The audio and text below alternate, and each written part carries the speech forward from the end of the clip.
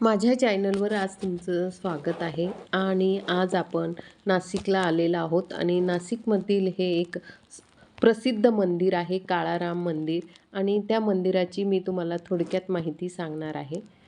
तर आपण ह्या मंदिरात जाण्याच्या पूर्वी तुम्हाला मी थोडी माहिती सांगणार आहे. हे मंदिर जे आहे ते नाशिकमधले पंचवटी ह्या भागात हे मंदिर आहे आणि पूर्ण काळ्या दगडात बांधलेले अगदी प्रसिद्ध मंदिर आहे आणि ह्या मंदिराची जी उभारणी केलेली आहे ती गोपिकाबाई पेशवे यांच्या आदेशानुसार इथे या मंदिराचे पेशव्यांचे सरदार रंगनाथ ओढेकर यांच्या आदेशावरून हे मंदिर उभारले गेले आहे.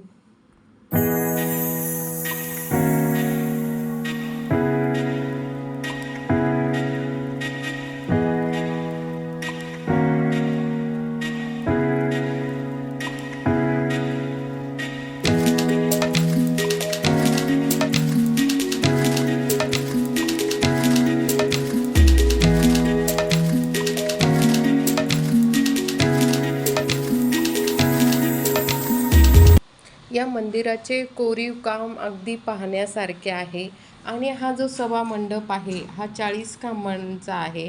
आजही तिथे कीर्तन प्रवचन असे रोज संध्याकाळी होत राहतात. कार्यक्रम असे तिथे रोज संध्याकाळी होत राहतात आणि ही हनुमानाची एक मूर्ती आहे. समोर अगदी ते रामाच्या समोर अगदी आहे, तिथून दिसतो आपल्याला समोरच्या याच्या. या मंदिराचे पूर्ण बांधकाम हे पूर्ण काळ्या दगडात केले गेलेले आहेत. अगदी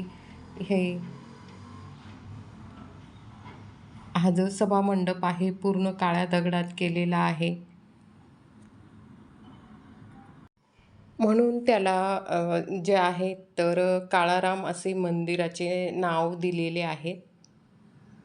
मंदिरातली जी मूर्ती आहे ती सुद्धा काळ्या दगडात केलेली आहे आणि आपल्याला आता ह्या 14 पायऱ्या चढून जिथे आपण 14 वर्ष वनवास रामाने केलेला होता त्याचंच हे आपल्याला इथे 14 पायऱ्या दिलेल्या आहेत आणि आपण तशाच पद्धतीने मंदिरात जाऊ शकतो. हा तुम्हाला दाखवलंच. हनुमान तिथे आहेत, त्याचा मंडप हे तुळशी वृंदावन आहे. अशा पद्धतीने आपण इथे पायऱ्या चढून वर मंदिरात जाणार आहोत.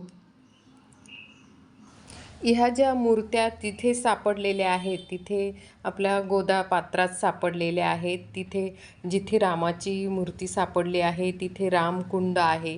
जिथे लक्ष्मणाची मूर्ती सापडली आहे तिथे सुद्धा कुंड आहे आणि जिथे सीतेची मूर्ती सापडली त्या ठिकाणी पण सीताकुंड आहे. अशा पद्धतीने ह्या ज्या मूर्त्या आहेत ह्या आपल्याला गोदा पात्रात सापडलेल्या आहेत आणि त्याचीच इथे स्थापना केलेली आहे. आणि मंदिरामध्ये बघा किती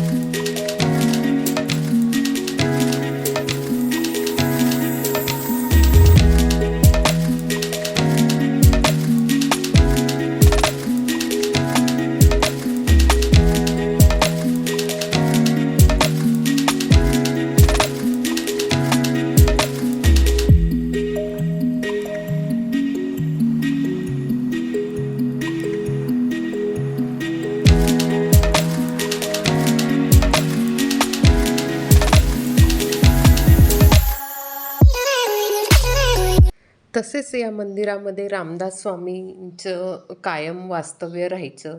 ते ध्यानधारणा करण्यासाठी ह्या मंदिराला कायम भेट देत जायचे. गजानन महाराज या मंदिरात येत राहायचे.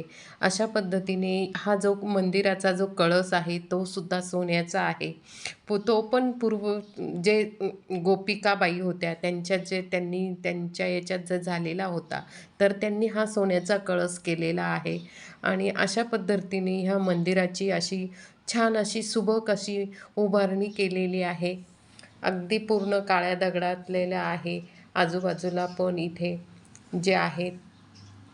हे बघा, मंदिराचं काम चालू असल्यामुळे मी तिथे जास्त काही घेऊ शकली नाही. आणि ह्या ठिकाणी एक गणपतीचं मंदिर आहे, ते सुद्धा काळ्या दगडातच आहे केलेलं. हे बघा, या ठिकाणी एक गणपतीचं मंदिर आहे, ते काळ्या दगडात केलेलं आहे. अशा पद्धतीने अशी सुबक अशी ही बांधणी काळाराम मारुती आहे. गणेश मंदिर काळ्याच दगडात आहे. राम, लक्ष्मण, सीता याच्यासुद्धा मूर्त्या काळ्या दगडातच केलेल्या आहेत त्या. आणि अशा पद्धतीने हे बघा, ते पालखी ठेवलेली आहे त्यांनी. पालखीचं दर्शन होतो. दसऱ्याला, रामनवमीला ह्या पालखी काढली जाते. उत्सव होतात.